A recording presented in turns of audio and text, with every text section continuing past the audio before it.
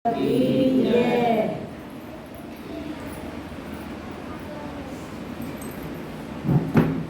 बार किसी जिज्ञासु ने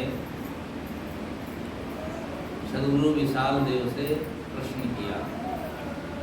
आप लोग सुने होंगे बाराबंकी में एक महान पुरुष हुए जो सद्गुरु रविलास साहब के प्रेरणा स्रोत गुरु रूप में साहब ने स्वीकार किया।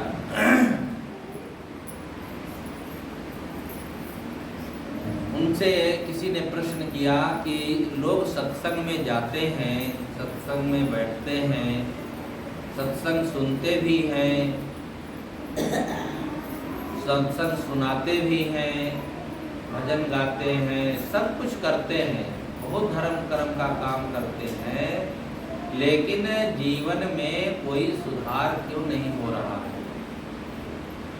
देखा जाता है धार्मिक धर्म करने वाले, पूजा पाठ करने वाले वैसे के वैसे हैं, कोई जीवन में सुधरते क्यों नहीं है।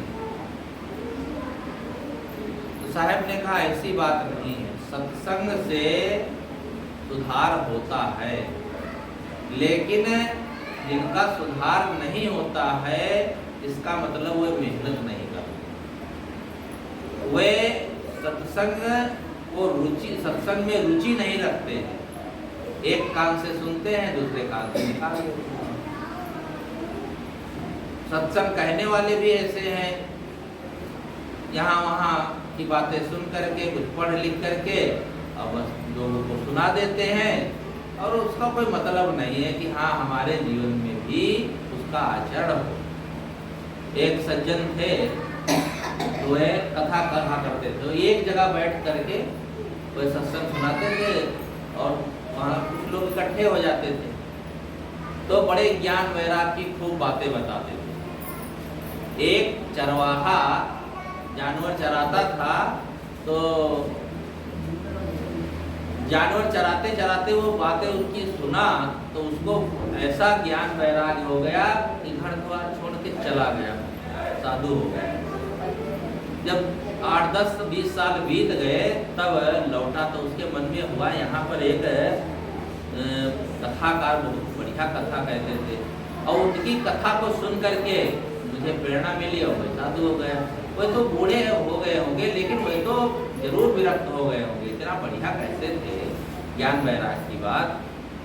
तो वहाँ जब पहुँचा तो एक बूढ़े बाबा बैठे कथा कह रहे थे, तो उनसे पूछा, तो कहा हाँ मैं वही हूँ। कहा महाराज आपके सत्संग से तो मुझे इतना ज्ञान हुआ, इतना वैराग मन में हुआ, तो मैं तो घर द्वार छोड़ के साधु हो, और आप तो वही कथा कह रहे हैं। कहा भैया मैं जो है ये कथा इसलिए कि अपना जीविका चलाना है, पैसा मिल जाता है, इसलिए मैं कथा कह देता हूँ, ज्ञान वैराग की बातें भी बता देता हूँ, लेकिन मैं इसके कोई ये नहीं है कि वो सारा का हम आचरण में लाए।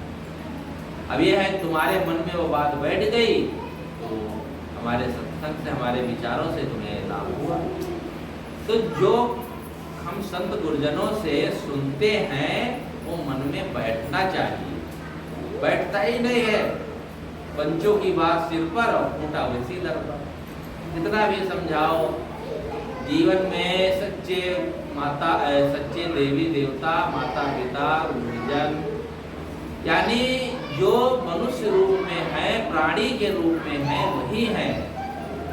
तो सुन ले कि हाँ महाराज सही बात कहते हैं, लेकिन जब समय आएगा तो भूल जाएंगे। एक सज्जन थे, जिला गई हैं और 2-4 लोग गए थे कार्यक्रम में, तो ऊंचा हार के डॉक्टर साहब आते हैं, वो बता रहे हैं। उन्होंने कहा कि एक लड़का अपनी माँ को लेके आया, तो माँ बहुत बीमार थी, बूढ़ी तो हो गई थी, तो देखने से पता चला ये 10-15 दिन से बीमार है। तो डॉक्टर ने कहा कि ये तो ज़्यादा बीमार है, इसको कितने दिन से बीमार है। कहा 15 दिन हो गए डॉक्टर साहब। कहा कि इतने दिन क्या कर रहे थे, क्यों नहीं लाए, दवा लेना चाहिए था, डॉक्टर के पास क्यों नहीं ले गए। कहा साहब छुट्टी नहीं मिली। इसमें छुट्टी निकाली जाती, छुट्टी नहीं मिली का मतलब क्या, 15 दिन से बीमार है तो बिल्कुल मरणासन हो गई। थोड़ा समझाए, फिर दवाई दे दिए और कहा 2 दिन बाद फिर ले आना। दवाई फायदा करेगी या नहीं करेगी तो उसके अनुसार बदल दूंगा। तो जब गया तो हम गांव में 2-4 लोग तैयार थे पूर्णागिरी के मैया के दर्शन करने के लिए। तमाम मैया जितनी है सब पहाड़ों पर रहती है, नीचे नहीं रहती है, खूब ऊंचे ऊंचे पहाड़ों पर रहती हैं। खूब थक जाओ तबे दर्शन होंगे। तो कहा भैया हम लोग पूर्णागिरी चल रहे हैं, तुम भी चलोगे? कहा बस उठा लिया झोला, पूर्णागिरी चला गया। 15 दिन बाद घूम घाम के आए, तले वो बिल्कुल मरने वाली। जब ले गए तो डॉक्टर ने कहा हम तो कहते 2 दिन बाद दिखा देना। तो कहा साहब मैया के दर्शन करने चले गए थे। कहा कौन मैया? अब पूर्णागिरी मैया। घर की मैया मर रही है, उसको दवाई नहीं करा सकते? पहले इस मैया की दवाई करा दो और ठीक ठाक हो जाए, उसके बाद तुम्हें चले जाते। कोई माई वो भागी थोड़े जा रहे हैं। अब जो जरूरी है काम नहीं कर रहा, समझाया। अब बात देखो, पूजा कर रहा है, धार्मिक काम कर रहा है, अच्छी बात है। तीर्थाटन करना, किसी देवी देवता के मंदिर में जाना कोई बुरा नहीं है। लेकिन वो देवी देवता किसको मानता है? केवल पत्थर को। और वो पत्थर की जो मूर्ति है वो कभी मनुष्य रही होगी क्या? उसको पसंद अगर जिंदा हो जाए तो 2 थप्पड़ लगाते कि वह घर की मैया की दवाई नहीं करा, यहाँ आया होगा हमसे मिलने के लिए। पहले हम जिनके बीच में रहते हैं देवी देवता के रूप में, उन्हें माने, स्वीकार करें। अगर ऐसा हमारे मन में भाव होगा तो कभी भी गलत हम नहीं करेंगे। अब जो हमारी माँ देवी है, कैसे लड़ाई करेंगे उससे? हमारे पिता देवता हैं, बाबा देवता हैं, तो उनसे झगड़ा लड़ाई क्यों करें? कैसे करें? दुकानदारी करते हैं, दुकान पर कोई ग्राहक आया और उसको देवता मान करके तो नकली सामान कैसे देंगे? बेईमानी कैसे करेंगे? लेकिन हम तो देवी देवता बस केवल मंदिर में पूजा कर लेंगे, आरती कर लेंगे और ताला बंद कर देते। ताला तो मंदिर में पड़ा रहता है, इसीलिए कि भगवान यही रहना, वहाँ दुकान पर पता तो वहाँ गड़बड़ करना है। भक्ति का मतलब ये नहीं है कि जो हम करते हैं वह सच्ची भक्ति होनी चाहिए। सच्ची भक्ति के बगैर आदमी का कल्याण नहीं है। इसलिए कबीर विशाल साहब ने कहा कि सत्संग से शांति आएगी जीवन में, शांति सुमति समता मिले भोगन में संतोष, और जो जैसे पुरुषार्थ कर तैसे हो निर्भोग। सत्संग से शांति मिलेगी, सुमति अच्छी बुद्धि आएगी, समता पूर्वक जीवन जीने का ढंग आएगा, और जो कुछ प्राप्त है भोग पदार्थ उसमें संतोष वृद्धि होगी, संतोष पूर्वक आदमी रह सकेगा। लेकिन जो जितना परिश्रम करेगा, ध्यान देगा, सत्संग पर ध्यान देने से होता है, ऐसे थोड़े हो जाता है। लेकिन ये हम बात नहीं समझ पाते हैं और ये कर नहीं पाते हैं। केवल औपचारिक कर लेते हैं, चलो भजन हो रहा हम भी चलो बैठ जाएं, सत्संग हो रहा हम भी चले जाएं। चलो कोई ऐसे भी जाता है तो थोड़ा मोड़ा जरूर लाभ होगा, लेकिन उसके लिए परिश्रम हमें करना पड़ेगा। बाहर के परिवर्तन से कोई लाभ नहीं होता है। कोई आदमी घर छोड़ दे, साधु बन जाए, कपड़ा बदल दे, तो छोटी सी गृहस्थी छोड़ दिया और चला गया, तब तमाम लोग वहां मिलेंगे। बाहर का बदलाव हो जाए, कपड़ा बदल लेना, घर द्वार छोड़ देना, उससे हमारे जीवन में कोई परिवर्तन नहीं होगा। मन परिवर्तन करो। एक सज्जन थे तो बड़े गुस्से थे, बड़ा गुस्सा उनको आवे, तो कहीं पत्नी को मारे तो कहीं बच्चों को पीट पाट दे, बात बात में। एक दिन को बड़ा गुस्सा आया, पत्नी को ऐसे पानी भर रही थी, उसने धक्का दे दिया, वो बेचारी गिर गई। जब तक लोग निकाले तब तक डूब के मर गई। अब वो सोचा, सब भीड़ इकट्ठा थी, पकड़े जाएंगे, थाने जाएंगे, सजा होगी। अब सोच करके अब क्या करें, तो वहाँ से रफू चक्कर हो गया, भाग गया, चला गया 50-60 किलोमीटर दूर। उसने सोचा अब क्या करें, कैसे बचे? तो पुलिस से बचने का उसने तरीका निकाला कि साधु का कपड़ा पहन ले। बस, तो वहाँ पर पुलिस ढूंढे कहाँ पाएगी? तो महात्मा से कहा, एक दूर कुटिया थी जंगल में, तो वहाँ पहुँचा, कहा महाराज हमको साधु बना दो। अरे काफी भी आया, वही था साधु बनाने, कुछ दिन रहो। नहीं हम घर गृहस्थी छोड़ कर आए हैं, पूरी दुनियादारी छोड़ दो, असली बात नहीं बताया, पत्नी धक्का मार के आए। तो महात्मा ने कहा अच्छा ठीक है। अब महात्माओं को चेला चाहिए ना जल्दी, चट मंगनी पट ब्याह वो भी कर देते। बस आए नहीं, 4 दिन रहे नहीं, उल्टे सीधे चाहे जैसा स्वभाव हो फट से पहना दिन कपड़ा लो, बने घूमे साधु। अब ऐसे ही बिगड़ी घड़ी वाले जो होते हैं समाज में वो उल्टा काम करते हैं। अब साधु बना दिए, उनका मुंडन करा दिए, कपड़ा बदल दिए, सब कुछ तो हो गया। अब वो डर के मारे पहने बैठा था, उसको कोई साधुता थोड़े करना था, ना साधना ना भजन। 15-20 दिन बीत गए तो उसी गांव का एक आदमी उधर से निकला तो उसे प्यास लगी, था ये कुटिया है जरा पानी पी ले। जब गया तो कहा ये तो आदमी दिल से कुछ पहचाना लगता है, हमारे गांव वाला है क्या? लेकिन कपड़ा बदल गया था, सिर मुंडा करा लिए थे, तो हो सकता कोई दूसरी जगह का हो, लेकिन इसे बात करते तो पता चलेगा। तो महाराज आपका नाम क्या है? नाम जान के क्या करोगे? जैसे उसने गुस्सा करके बोला तो कहा हाँ बस जान के बस पता नहीं कोई हम ढकेले आया हो और बस यहाँ बने बैठे हो। मुनि शांतिनाथ नाम रख दिया, मुनि शांतिनाथ। अब नाम तो हो गया शांतिनाथ, लेकिन भीतर से अशांति है तो कैसे शांति आएगी? बाहर से बदलाव से नहीं होता है, अंदर से बदलना चाहिए। ये सत्संग यही सिखाता है। सत्संग कोई अजीब बात नहीं है, लेकिन हम भीतर से बदलें, यही भक्ति है। सच्ची भक्ति क्या है? जब वेद व्यास से किसी ने पूछा हम किसकी पूजा करें, तो उन्होंने सोचा आप किसकी पूजा बताएं। कहते श्री राम की पूजा करो, उनको भगवान मानो। तो जो कृष्ण को मानने वाले हैं वो कहेंगे हम नहीं मानेंगे। कोई कृष्ण को मानता है, कोई शिव को मानता है, कोई देवी को मानता है, दुर्गा को मानता है। सबकी मान्यता अलग अलग है, सबके मान्यता अलग है। इसीलिए कोई किसी मत पथ में दीक्षा लेता है तो उस देवता को मानता है। लेकिन सबको जो सबके मन में जो भावना असली होनी चाहिए वह वेद व्यास ने कहा देखो मैं जो बताने जा रहा हूँ वो सार्वभौमिक बात है, वो किसी मत मजहब की बात नहीं और न किसी देवी देवता की बात है जिसे लोग मानते हैं। उन्होंने कहा कि रागाद द्वैतम हृदय वाग दृष्टा नितादि हिंसादि रहिता काया यदूसर पूजनम।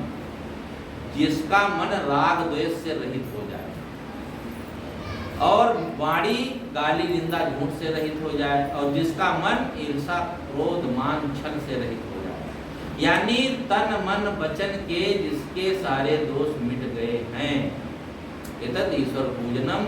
ऐसा व्यक्ति ही ईश्वर की पूजा करता है। ऐसा जो व्यक्ति है महान, उसकी पूजा करने से तुम्हारा कल्याण होगा। अभी कोई मत मजहब की बात तो है ना राधा स्वामी की है, ना तो स्वामी नारायण की है, कोई नहीं। किसी मत मजहब में भी जाओ, सब में यह बात जरूर बताएंगे और सब लोग बताते हैं कि गलत ना करो। असली पूजा यही है, लेकिन इस पूजा को हम नहीं करते हैं। अपने न मन को ठीक करेंगे न तन को। जीवन में राग द्वेष जब तक नहीं निकलेगा, जीवन में ईर्षा नहीं निकलेगी, मन को ठीक नहीं करेंगे तो चाहे जितनी पूजा करते रहें, प्रार्थना करते रहें, उसका लाभ नहीं होगा। पूजा प्रार्थना का, भजन भक्ति का लाभ है। भक्ति करते सब लोग करते हैं, कुछ लोग तो केवल लाइसेंस ले लेते हैं, बस सब लोग लिए हैं चलो ले लिए और बैठने का मौका ही नहीं निकालते हैं। सत्संग में बैठ जाने का मौका ही नहीं है।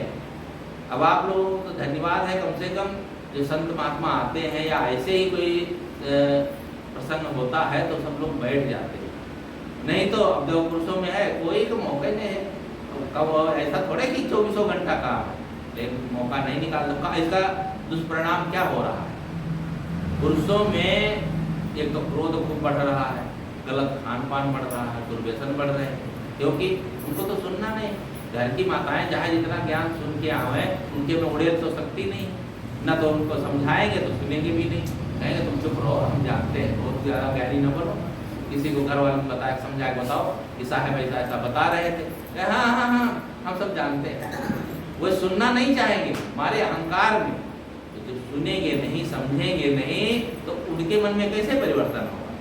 मैं ये नहीं कहता हूँ सब गलत हैं, लेकिन सबको सत्संग ज्ञान की बातें सुनने का मतलब सबको सुनना चाहिए। जिसके मन में जो सुनेगा उसका मन अच्छा होगा।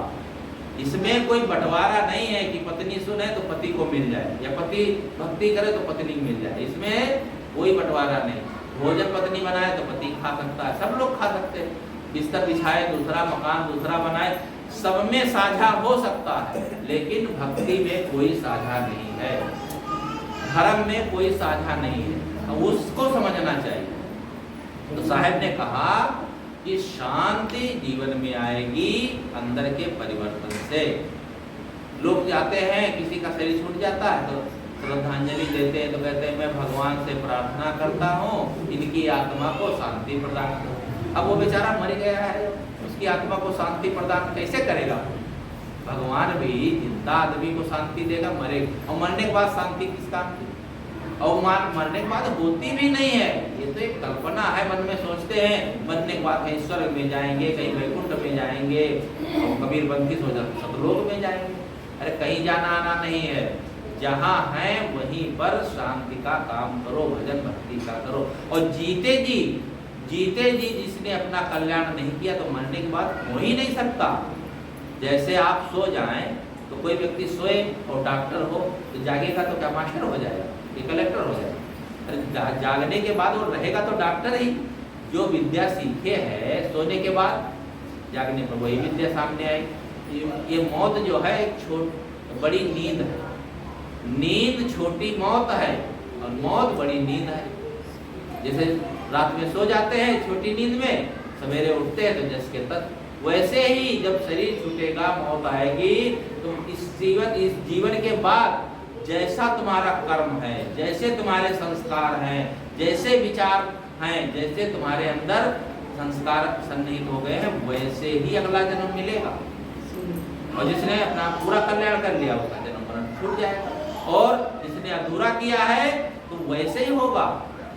हाँ ये है, जिसने दान पुण्य परोपकार किया उसका फल मिलता है। एक बार गुरु जी के साथ गए थे गुजरात में, तो वहाँ एक पाड़ा पीर है, अब तो खत्म हो गया, इतना बड़ा भैंसा था, बिल्कुल हाथी का बच्चा, और बड़ा सीधा सा। तो उसमें किंवदंती है कि उसको काटने ले गए, तो जैसे ही मशीन पर चढ़ाए तो मशीन खराब हो गई। 3-4 बार प्रयास किए, मशीनें नहीं चले, कि खराब हो जाए, कि टूट जाए। तो वो घबरा गए कि लगता है कोई पीर को लिया है, भाई दूसरे जानवर कट जाते हैं, ये क्यों नहीं कटता है? तो घबरा के फिर उसको छोड़ दिए। लोग जाने तो उसको पाल लिए, फिर उसके नाम पर संस्था चली। आज भी वहाँ पर रोज भंडारा होता है, 24 घंटा जलपान भोजन चलता ही रहता है, हजारों आदमियों का। और वह जब जिंदा था तो खूब बढ़िया एसी लगी थी, उसमें रखे थे, और साबुन से नहलाए, और बिल्कुल बहुत सीधा साधा, चाहे कान पकड़ो चाहे पैर पकड़ो, बिल्कुल हिले डुले। तो हम लोग पूछे गुरुजी ये जो भैंसा है इसने कौन कर्म किए हैं, इतनी सेवा हो रही, इतनी सेवा तो घर में कोई नहीं करता किसी की। तो कहा देखो ये कोई बड़ा सेठ रहा होगा, दान पुण्य बहुत किया है तो भक्ति भर नहीं किया, दान पुण्य किया तो उसका फल मिल रहा, बढ़िया सेवा हो रही है। भक्ति नहीं किया हो गया भैंसा। जब उसने मनुष्यता के काम नहीं किए, मानवता के काम नहीं किए, तो जानवर में चला गया। अब जानवर में चला गया तो चाहे जितनी सेवा हो, इसका क्या लाभ? भाई उसका कोई कल्याण तो हो नहीं सकता, न तो कोई परिवर्तन हो सकता है। तो पुण्य का फल मिलेगा जरूर, लेकिन वह फल कोई काम नहीं आएगा बिना भक्ति के। तो साहब कहते हैं शांति सुमत, और सुमत कहते हैं अच्छी बुद्धि। जीवन में अच्छी बुद्धि के बगैर कोई भी सुख शांति नहीं पा सकता। और ये सत्संग से बुद्धि ठीक करने का तरीका सीखना होगा। कोई काम जो करना होता है तो उसका विशेषज्ञ चाहिए। डॉक्टरी सीखना है तो डॉक्टर के पास जाएंगे, और कोई घर बनवाना है, बनाना है, या पुल बनाना है, कोई इंजीनियरिंग का काम सीखना है तो इंजीनियर के पास जाना होता है। अगर कल्याण का काम सीखना है तो कहाँ जाएंगे? उसके लिए संत है। किसी ने कहा है प्रिय बुद्धिमान हित चाहो तो सत्संग में आना अच्छा है, यदि स्वास्थ्य गिरे वो यंत्र फेर तो मिस्त्री और वैद्य सुधारेंगे, और यदि बिगड़ी बुद्धि तुम्हारी है तो गुरुदेव चिकित्सक अच्छा है। बुद्धि खराब हो, बुद्धि सही नहीं, और किसी से कहो तुम्हारी बुद्धि ठीक नहीं तो नाराज हो जाए। किसी से कहे तो तुम्हारा मोबाइल बढ़िया नहीं है, अच्छा बनवा लेंगे, पंखा बढ़िया नहीं चल रहा है, ठीक करवा लेंगे। और चीज़ों में तो ठीक करा लेगा, लेकिन कहते तुम्हारी बुद्धि ठीक नहीं है तो गुस्सा हो जाएगा। बुद्धि सही है तो इसका क्या प्रमाण है? शराब पी रहे हैं, मांस खा रहे हैं, गलत गलत काम कर रहे हैं, चोरी बेईमानी कर रहे हैं, लड़ाई झगड़ा पता नहीं क्या क्या कर रहे हैं, तो कहते हैं बड़े बुद्धिमान। काहे के बुद्धिमान है? जीवन में यदि दोष नहीं है, दुर्गुण नहीं है, अच्छा जीवन जी रहे हैं, तो माना जाएगा कि हाँ इनकी बुद्धि ठीक है। बुद्धि सही होनी चाहिए। आज देखो रावण के कहते हैं 10 शीश थे, 10 शीश थे तो इसका मतलब आंखें कितनी थी? 20 आंखें थी, और उसने केवल सीता पर गलत नजर डाली थी, और आज भी जलाया जाता। सीता के बारे में कहते हैं उनको हर ले गया था, उससे जबरदस्ती नहीं किया था, केवल हर ले गया था और समझा रहा था कि मेरी पत्नी बन जाओ, लेकिन जबरदस्ती ले गया तो इतना वो बदनाम हुआ कि आज भी रावण का पुतला जलाया जाता है। और आज के देखो आदमी 2 आंखें हैं और सब पर गंदी नजर डाल रहे हैं, ये रावण कम है क्या? हम उस रावण को तो जलाते हैं जिसने सीता को केवल हर ले गया, और आज के रावण कैसे हैं? तो यदि हम वैसा गलत काम करेंगे तो क्या हमें कोई अच्छा मानेगा? इसलिए बुद्धि हमारी अच्छी तभी होगी जब हम अच्छा काम करेंगे। ये परिवार से शुरू करना चाहिए। दुनिया का ठेका हमारा नहीं है कि हम सबको सुधारें, पहले तो अपना सुधार करें, फिर परिवार वालों का। 3-4 लड़के आए गुरुजी के पास, कहते गुरुजी पढ़ लिख लिए हैं, क्या करें, नौकरी वोकरी मिलती नहीं है, तो फिर समाज सुधार ही करें। हाँ क्या करोगे? कहा गुरुजी बताइए कैसे करें समाज सुधार। गुरुजी ने कहा अच्छा समाज सुधार अपने से शुरू करो। कहा नहीं, अपने वाली बात हम अपना नहीं कह रहे हैं गुरुजी, हम समाज का सुधार करें। कहा तुम पहले अपना सुधार कर लिए, कोई पुड़िया तो नहीं खाते?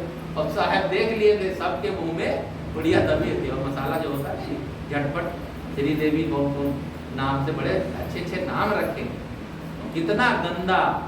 आप लोग इधर तम्बाकू होती नहीं है, फरुखाबाद तरफ इधर देखो, इटावा तरफ तम्बाकू कितनी गंदी ढंग से बनाते हैं, उसके पत्ते को तोड़ते हैं, रात में फैलाते हैं, और उसी में गंदा पानी छिड़कते हैं, बटोरते हैं, वहाँ उसको गंदा कर देते हैं। उसके बाद मशीन में पिसा के और पुड़िया में चमचमाते भर दिए और मुँह से फाड़ के खा रहे हैं। एक लड़का तो फाड़ के खा रहा था तो उसका मित्र हमको दवा था, एक पुड़िया थी तो क्या करे, तो फाड़ के हाथ अपने रखा तो उसने देखा छिपकली के पंजा, छिपकली गिर गई, मर गई, पिस गई, खा रहे। एक तो अशुद्ध है, नुकसानदेह है, लेकिन कोई समझने वाला नहीं। दुर्व्यसन हमारे समाज में ऐसा घर कर गया है, सिर का पसीना, चोटी का पसीना एड़ी तक बहाते हैं, खूब मेहनत करते हैं, आग लगा देते हैं, फूक देते हैं पैसा, कहते हैं हम कमाते हैं तो क्या हो गया, 1000-2000 खर्च कर देंगे। अरे मेहनत का पैसा कोई सदुपयोग में लगाओ, अच्छा खाओ पियो, दुनिया में बहुत सी अच्छी चीजें हैं। तो बुद्धि सही होनी चाहिए, अहंकार केवल नहीं है, अच्छी बुद्धि तभी है। अब घर परिवार में है, कहीं सास है, बहू है, कुछ काम बिगड़ जाए, कुछ कहते सुनते ना बने, तो आपस में तालमेल बैठा लो। झगड़ा झंझट करके तू मैं करके कभी आनंद से नहीं रह पाएंगे। और चीजें कुछ बिगड़ जाए तो कोई बात नहीं, मन बिगड़ना नहीं चाहिए। गुरुदेव जी कहा करते थे मन की प्रसन्नता कम ना हो, घर में और चीजें कम होंगी तो चल जाएगा, लेकिन कोई प्रसन्न दिखता ही नहीं, हर समय सब टेंशन में बने रहते हैं। ये जगह तो दरअसल क्या है कि हम सही जीवन जीना सीखे नहीं। तो बुद्धि सही हो तो शांत सुमत अच्छी बुद्धि हो। रावण प्रकांड पंडित था, लेकिन बुद्धि खराब हुई तो देखो आज भी जलाया जाता और बदनाम हुआ। दुर्योधन का बुद्धि नहीं थी, लेकिन दुर्बुद्धि के कारण वह राज्य का थोड़ा भी अंश नहीं दे पाया। पांडवों की तरफ से गए थे, कृष्ण कहा 5 गांव दे दो, झगड़ा ना करो, लेकिन नहीं, कहा हम सुई की नोक के बराबर नहीं देंगे बिना लड़ाई के। और उसका परिणाम क्या हुआ? उसको लिखा है महाभारत में, उसने कहा कि जानामि धर्मम न च मे प्रवृत्ति और जानामि धर्मम न च मे निवृत्ति। मैं धर्म को जानता हूँ लेकिन मुझे उसमें कोई रुचि नहीं है, अधर्म को भी जानता हूँ लेकिन मैं छोड़ नहीं सकता।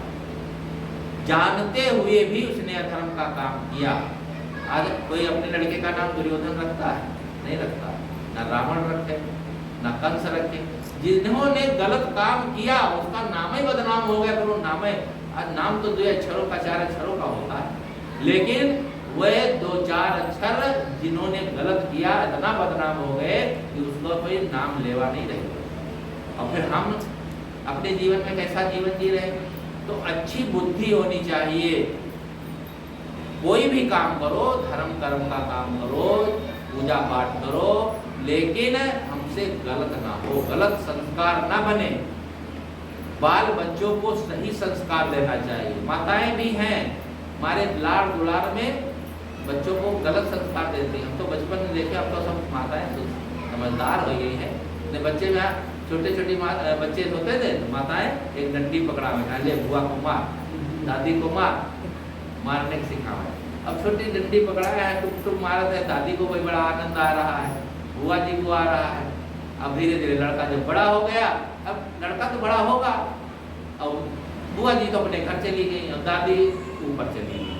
अब बच्चे को मम्मी पापा हमारे की आदत डाले तो डंडा उठाता है, तब धमकाता है, तो कहते रे ये तो कलयुगी हो गया लड़का। शुरुआत किसने किया? गलत सीख कैसे दिया? अरे उसको मारने की बात क्यों सिखाते हो? उसको जो बेटा मम्मी आए, दादी आए, पैर छुओ, दादी के लिए पानी ले जाओ, दादी के लिए तकिया लगा दो, कुछ ऐसी बात सिखाओ जो सेवा भाव की बात हो। कोई आया है, नमस्ते करो, प्रणाम करो, टाटा करो, जैसे भी अच्छी बात सिखाओगे तो बच्चा वो अच्छी बात सीखेगा। दरअसल से अच्छी सिखाएं तब, जब हमें कुछ करें तो पकड़ के लड़के दबाएंगे, ले बंदगी कर, बंदगी अपना नहीं करेंगे। कई लोग देखे ले पकड़ के दबाती है खोपड़ी, ले साहब की बंदगी कर, मुझे छत्तीसगढ़ में ठोक दे, ले ठोक दे, ठोक, अपना ठोक नहीं दे। जब स्वयं पहले करो तब बच्चे सीखते हैं। आप जैसा करोगे वैसे बच्चों पर आदत। अब कोई किसी का स्वभाव अच्छा है, सत्संगी है, उनके बच्चे खराब है, ये अपवाद हो सकता है, उसमें आपकी गलती नहीं है। आप तो अच्छे हैं, अच्छे ढंग से जीवन जी रहे हैं। अब कोई खराब व्यवहार करता है, खराब स्वभाव हो गया तो उसकी गलती है, लेकिन हम स्वयं तो सुधरे। तो शांत, सुमति और समता, समता पूर्वक जीवन जी। समता कहते हैं छल कपट ना करना, चोरी चालाकी ना करना। समता पूर्वक जीवन जीने वाला कभी भी किसी के साथ अन्याय नहीं करता। इसीलिए पथिक जी ने कहा है, सदा शांति रहती है समता के पीछे, समता न आती विषमता के पीछे, विषमता रहा करती ममता के पीछे, ममता बढ़ाना महामूर्खता। ममता कहाँ होती है? जिसे हम अपना मानते हैं। अपना लड़का है, बड़ा लाड़ दुलार, भतीजा है, तो उसे भले ही मारे पीटे ना, ले उपेक्षा मन में है। उपेक्षा होगी तो घर परिवार नहीं चलेगा। वही गन्ने वाली कहानी तो कई बार सुने। भाई लेके आया गन्ना, तोड़ा तो देखा ये भतीजा इधर खड़ा है, अपना लड़का इधर खड़ा है, इधर वाला तो फीका वाला भाग है, ऊपर वाला इधर मीठा है तो घुमा के दे दिया अपने लड़के को मीठा वाला, भतीजे को मीठा। भाई ने देख लिया, कहा भैया बंटवारा कर दो। क्यों? अब 2 पैसे के गन्ना में या तुमको भतीजा दिख रहा है। अरे बच्चे तो दोनों हैं, अपने हैं, जो हाथ में था वही दे देते। भले ही है, हाथ मोड़ के देना यानी चालाकी है। ये चालाकी वाली बातें जो करेंगे तो निश्चित है घर परिवार अच्छा नहीं चलता है। ये सब बातें, ये व्यवहार अगर सुधरेगा तभी परमार्थ सुधरेगा। हम ज्ञान की बातें बहुत जान गए, जड़ चेतन जान गए और ज्ञान की बातें जान गए, सिद्धांत का बोध हो गया, माता पिता देवी देवता कौन है, बहुत बातें संत लोगों ने बता दिया। लेकिन जीवन में जो जानना चाहिए वो अधूरा रह गया। परिवार को व्यवस्थित रखना, कैसे रखना है, ये सब बातें भूल गई, नहीं समझ पाए, तो जीवन भर मुझे टेंशन में बने रहे तो जीवन भर का ज्ञान किस काम आएगा। तो शांत, सुमति और क्षमता, ऐसी बात कहो जिससे बात बिगड़े ना, ऐसी बात कहो जिससे लोगों में उलझन ना बढ़े। बात से बात बिगड़ जाती है और बात से बात सुधर जाती है। शब्द संहारे बोलिए, शब्द के हाथ ना पांव, एक शब्द औषधि करे और एक शब्द करे घाव। तलवार की धार भी सह लेता है आदमी, गोली की बौछार भी सह लेता है आदमी, पर सबसे ज्यादा असर करती है वह गोली की मार, नहीं सह पाता है आदमी। गोली और गोली जो है वो भी सीने में लगती है तो घायल कर देती है, गोली भी लगती है वही घायल कर देती है। गोली लग जाए तो दवाई हो सकती है, गोली लग जाए तो दवाई कोई नहीं है। कितने लोग कहते हैं उन्होंने कट कहा, उनके दरवाजे कभी जाएंगे नहीं, जीवन भर याद रखते हैं। बाहर का घाव भर जाता है और कट वचन का घाव भरता नहीं है। इसलिए जहां तक हो सके सावधानी रखें, कट न निकले, ऐसी बात न कहें जो बात बिगड़े, बात ऐसी कहें जिससे बात सुधर जाए। तो शांत सुमत समता पूर्वक बात कह दो। क्या रखा है? एक संत थे, संत तुकाराम, तो गृहस्थी में थे, उनकी पत्नी बड़ी गुस्सैल थी, बात बात में गुस्सा। भोजन भी दें तो अरे इतनी देर हो गई, खाओगे कि बस बैठे हो, उल्टा सीधा बोले। एक दिन इतना गुस्सा आया तो वो कुछ लिख रहे थे, अब उन्होंने कहा कुछ भोजन तैयार है, क्या है? जैसे वो सुन नहीं पाए, तुम्हारे गुस्सा में बाल्टी भर कचरा रखा था उनके ऊपर उड़ेल दी। अब कोई गुस्सा वाला होता तो क्या करता, उठाता डंडा, धमका देता, लेकिन वो बड़े शांति पर कुछ नहीं बोले, देखे और मुस्काए, कहें रोज बादल गरजते थे आज बारिश भी हो गई। बस ऐसे कह के हंसी टाल दी, लज्जित हो गई कि गलत किया मैंने। आदमी को सुधारने के लिए धमकाने नहीं चलता है, एक दूसरे के बातों को। अब गर्मी है, आदमी भी गर्म होके आया है, तुम भी गरम गरम बोल दो, बात बिगड़ जाएगी। गर्म लोहा गर्म लोहे से नहीं कटता। अगर कोई बात हो जाए तो तुम ठंडे हो जाओ। ये तो खैर माताएं भी ठंडी हो जाते, पुरुष यहाँ आइए नहीं जाते, किसको समझाए? उनको भी ठंडा होना चाहिए, लेकिन ये वो अहंकार है, हम तो भाई वो जो है मालिक है, हम हैं मुखिया, तो हम हैं बड़े बड़े ऊंचे, और बाकी सब ये नौकर चाकर है। गुरुदेव जी की तो भाषा सुने हो, गुरुदेव कभी कहते नहीं थे, पत्नी नहीं कहते तो कहते तुम्हारा साथी है, साथी ही बोलते थे। इसमें क्या है, कोई छोटा बड़ा है ही नहीं, साथ साथ में रहते हैं। कोई बाहर का कमाता है तो कोई घर में कमाता है, जिम्मेदारी कम थोड़े होती है। तो एक दूसरे के दिल को देखना, जब तक दूसरे के दिल को नहीं देखेंगे बात बढ़िया आएगी नहीं। महाभारत में वो शांति पर्व में कथा आती, कई बार सुने होंगे, जब नारद के पास श्री कृष्ण जाते हैं और कहते हैं कि ग्रह कला से मैं बहुत पीड़ित हूँ, भगवान कोई उपाय बताओ। कथा बहुत लंबी है, उसमें उन्होंने जो कहा था कि देखो 3 बातें मैं बता रहा हूँ। पहली बात है मीठा वचन का प्रयोग करो, दूसरी बात है उचित बंटवारा करो, और तीसरी बात है मन देख करके काम करो। कभी भी कोई बात हो तो मीठा बोलो, और जहाँ कुछ लेन देन की बात हो तो मैं बेईमानी ना करो, थोड़ा हम ज्यादा रख लें। ज्यादा रख लेंगे तो कितने लोगों के मन में चालाकी आती है कि हम अपने लड़के के लिए ज्यादा कर दें, तीजे के लिए ज्यादा। कहानियां नहीं हम मैं कह रहा हूँ, बिल्कुल सच्ची घटनाएं हैं। एक आए थे सज्जन, तो गुरुजी के पास रोने लगे। साहब कहे क्या बात हो गई? अब वो इतना सिसकी भर के रोए, अपनी बात नहीं कह पाए। साहब मैं बहुत पापी हूँ, बहुत गलत आदमी हूँ। अरे तुम कोई बात बताओ तो। फिर उन्होंने कहा कि गुरुजी हम 2 भाई थे, छोटा भाई था, उसका शरीर छूट गया, उसके एक ही लड़का था, तो मेरे मन में ये पाप समा गया कि मेरा बेटा ज्यादा संपन्न हो जाए।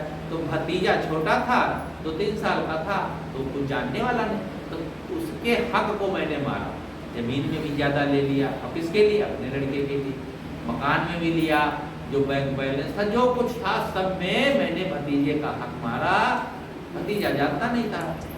जब मेरा लड़का बड़ा हुआ तो इतना दुष्ट निकला साहब, रोज धमकाए, गाली दे, और 10 दिन पहले साहब हमको मारा धक्का और सड़क पर गिरा दिया।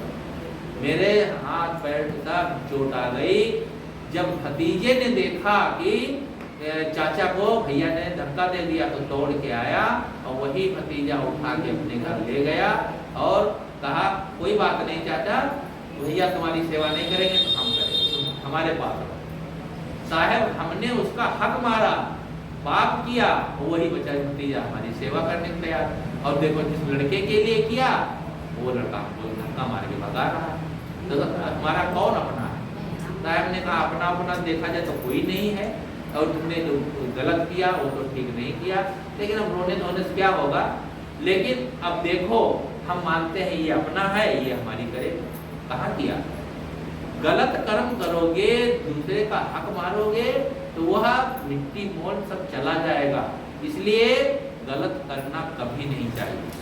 तो शांत सुमत समता मिले भोगन में संतोष, और जो मिला है संतोष रखो। ऐसा नहीं है कि घर में भोजन बना है तो सब खाएंगे तो तुम होगी, अरे कभी कुछ थोड़ा कम मिलेगा, कभी कुछ हो जाएगा, कभी बेसी तो होती रहती है। संतोष आदमी को नहीं होता है।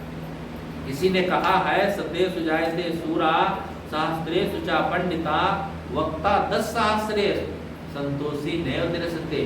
सैकड़ों में कोई सूरवीर होता है, अब सब सूरवीर थोड़े होते हैं। ये लखीमपुर की कहानी है, लखनऊ के आगे जिला है, तो वहाँ लखीमपुर के आसपास जंगल बहुत है बड़ा सा, तो जंगल के किनारे किनारे जो गांव है वहाँ शेर है, तो कहीं भेड़िया है, पहुँच जाता था। अक्सर भेड़िया पहुँच जाए, शेर पहुँच जाए, कहीं कहीं बकरी उठा ले।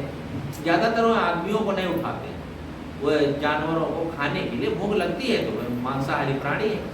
तो एक दिन गाँव वालों ने कहा कि ऐसा करो, सब लोग बंदूक लेकर के पेड़ पर चढ़ जाओ, और जैसे शेर आए तो बस गोली से गुद्दा मार दो।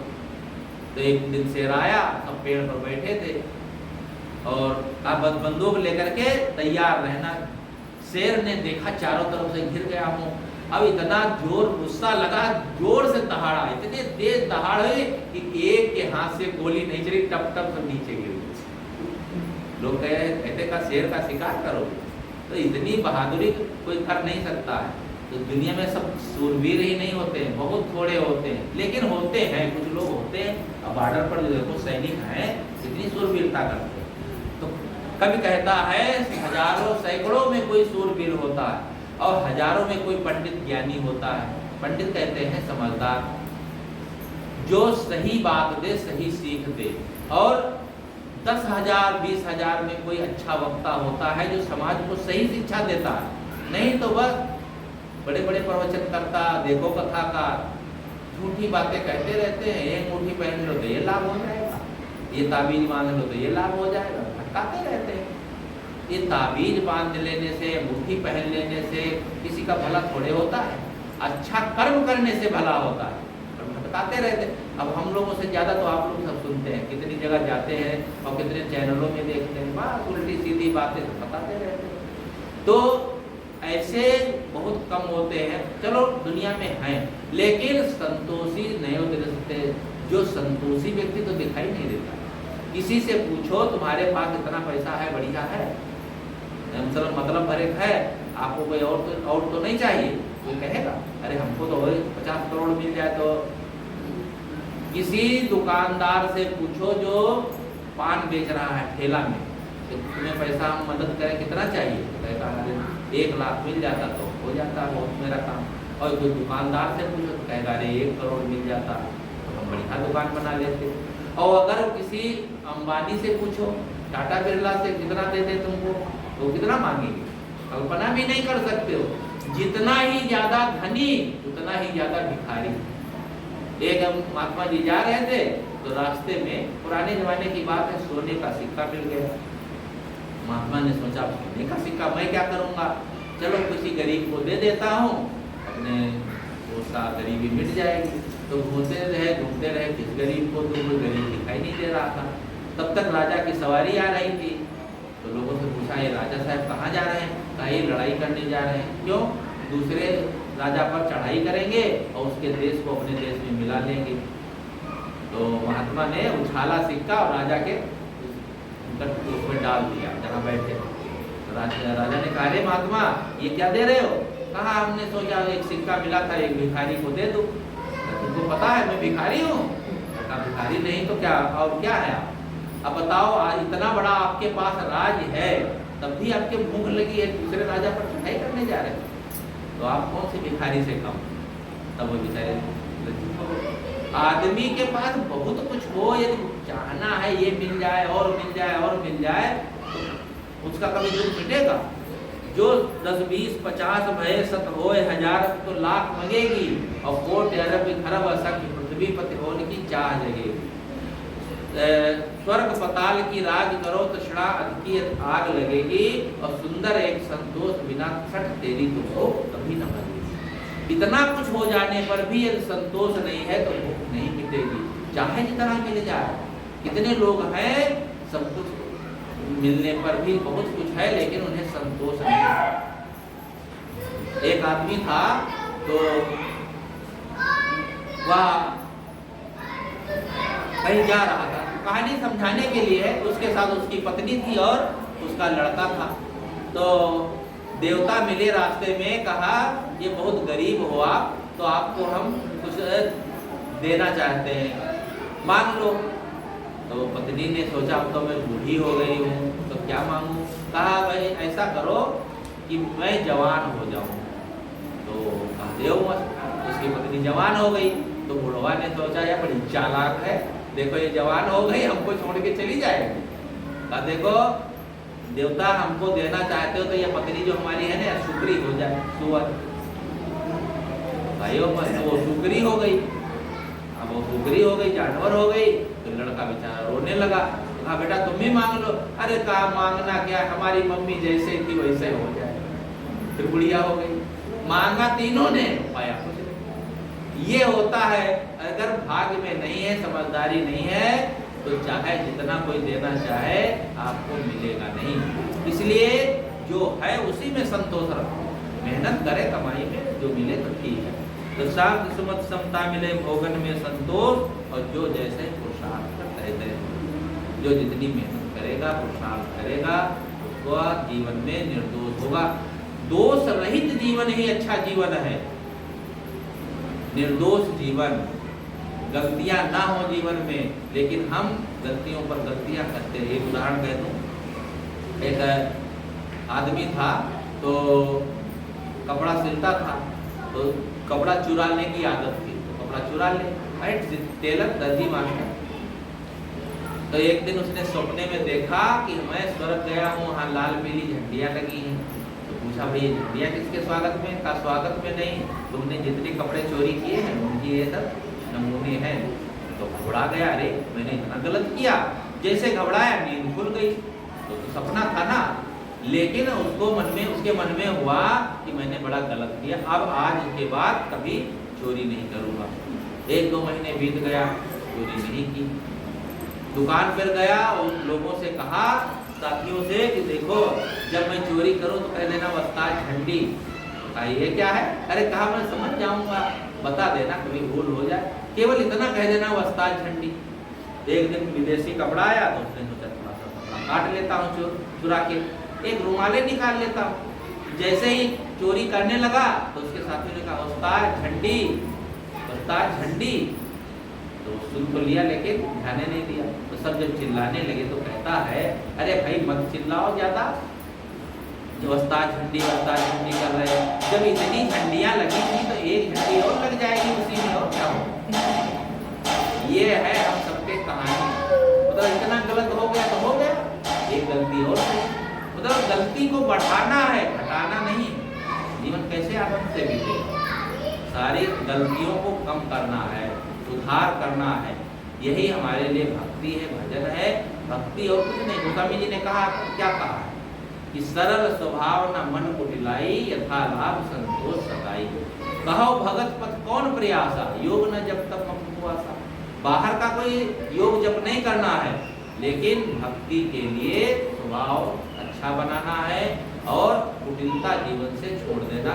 किसी को सताने का काम, दुख देने का काम, बेईमानी का काम, चोरी चालाकी का काम, यही गलत काम ना जीवन में वो भक्ति हो रही है।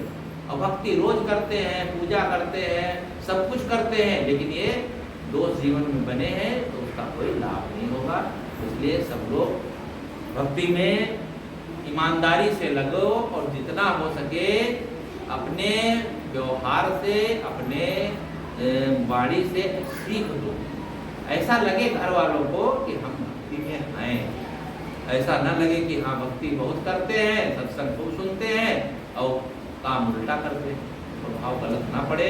इसलिए एक भक्ति का लाभ है। संतों में आप लोग जाते हैं, सत्संग सुनते हैं, दूर दूर तक घूमते हैं, तो उसका परिणाम ये है कि सब उसका प्रभाव घर वालों पर पड़े। अब कोई ना ले तो उसकी बात अलग है, लेकिन अपने जीवन से गलती ना करें, उल्टा सीधा काम ना करें, अच्छे ढंग से जीवन जिए। और ये जीवन को ये समझें कि 4 दिन की जिंदगी है, ये याद रखें। कहेंगे साहब ये 4 दिन की जिंदगी ना याद रखोगे, याद रखोगे तो गलत काम नहीं होगा और कल्याण के काम में रुचि लगेगी।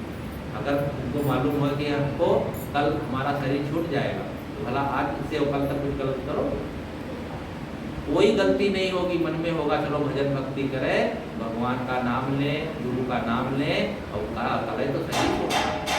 तो ये जब आज पता नहीं है कितने दिन रहना, लेकिन ये तो निश्चित है एक न एक दिन शरीर छूटेगा, सब दुनिया छूटेगी, हम भटकते रह जाएंगे।